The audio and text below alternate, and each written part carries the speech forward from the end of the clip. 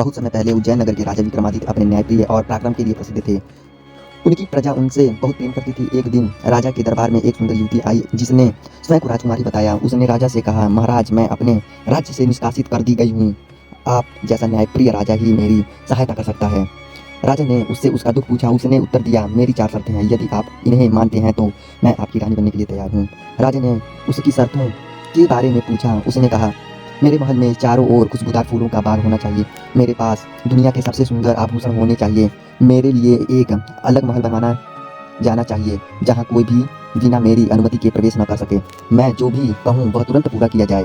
राजा विक्रमादित्य समझ गए कि यह स्त्री साधारण नहीं है। उन्होंने उसे अपने राज्य में ठहरने की अनुमति दी और उसकी शर्तों को पूरा करने का वचन दिया। राजा ने पहले उसके लिए एक सुंदर महल बनवाया, चारों ओर फूलों के बाग लगवाए और उसकी इच्छा अनुसार आभूषण मंगवाए।